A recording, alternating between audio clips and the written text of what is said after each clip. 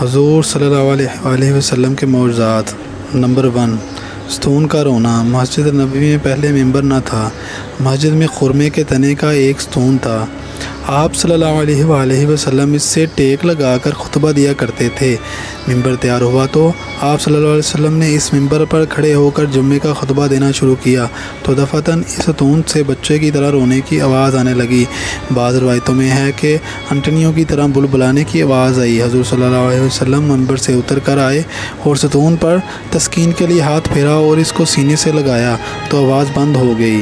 Number 2، درختوں اور پہاڑوں سے سلام کی آواز۔ حضرت علی فرماتے ہیں کہ ایک دن حضور صلی اللہ علیہ وسلم کے ساتھ مکہ میں ایک طرف کو نکلا تو میں نے دیکھا کہ جو پہاڑ اور درخت بھی سامنے آتا اس سے السلام یا رسول اللہ کی آواز آتی۔ نمبر 3، چٹان کا پارا پارا ہو جانا۔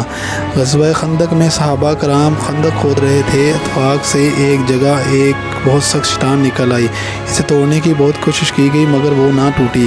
خدالین اس پر پڑ کڑاچٹ جاتے تھے۔ آخر لوگوں نے حضور صلی اللہ علیہ وسلم کی خدمت میں آ کر صورتحال عرض کی۔ آپ صلی اللہ علیہ وسلم اٹھ کر خود تشریف لائے اور خدال ہاتھ میں لے کر ایسی ضرب لگائی کہ وہ چٹان چور چور ہو گئی۔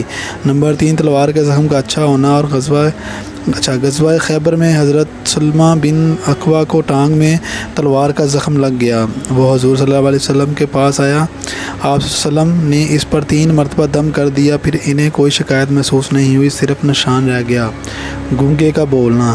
حجۃ الوداع میں آپ صلی اللہ علیہ وسلم کی خدمت میں ایک عورت اپنے بچے کو لے کر حاضر ہوئی اور عرض کیا کہ یہ بولتا نہیں۔ آپ صلی اللہ علیہ وسلم نے پانی منگوایا، ہاتھ دھویا، کولی کی اور کچھ فرمایا یہ پانی اس کو پلا دو اور کچھ اس کے اوپر چھڑک دو۔ اور کچھ عرصہ بعد وہ عورت آئی تو بیان کیا کہ لڑکا بالکل اچھا ہو گیا ہے اور بولنے لگا ہے۔ نمبر 5، بیمار کا تندرست ہونا۔ حضرت عثمان بن ابی العاص ایک بار سخت بیمار ہوئے۔ حضور پاک صلی اللہ علیہ وسلم اس کی عیادت کو تشریف لے گئے تو فرمایا یہ دعا 7 مرتبہ پڑھو اور ہاتھ بدن پر پھیرو۔ حضرت عثمان رضی اللہ عنہ کہتے ہیں کہ میں نے ایسا کیا تو اللہ تعالیٰ نے میری بیماری دور کر دی۔ حضرت عثمان ابی الوقاص اپنے رشتہ داروں اور عزت کو بھی یہی دعا بتایا کرتے تھے۔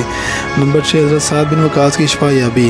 حضرت سعد بن وقاص کہتے ہیں کہ میں حضور صلی اللہ علیہ وسلم کے ساتھ مکہ گیا، وہاں جا کر سخت بیمار ہو گیا، یہاں تک کہ وصیت کی تیاری کی۔ آپ صلی اللہ علیہ وسلم عیادت کو تشریف لائے تو عرض کی یا رسول اللہ میں اس سرزمین میں مرتا ہوں جس سے ہجرت کی۔ آپ صلی اللہ علیہ وسلم نے فرمایا نہیں انشاءاللہ۔ پھر دعا فرمائی کہ الہی سعد کو شفا دے، سعد کو شفا دے، سعد کو شفا دے۔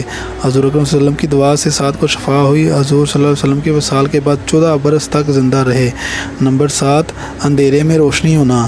حضرت انس کہتے ہیں کہ 2 صحابی حضور صلی اللہ علیہ وسلم کی خدمت میں رات کو دیر تک رہے۔ جب واپس ہوئے تو رات بہت اندھیری تھی مگر اللہ کی قدرت سے ان کے سامنے 2 چراغوں کی طرح آگے آگے چیزیں روشن تھی۔ جب دونوں الگ الگ ہو کر اپنے اپنے گھر چلے تو ایک چراغ ایک کے ساتھ اور دوسرا چراغ دوسرے کے ساتھ، یہاں تک کہ دونوں گھر چلے گئے۔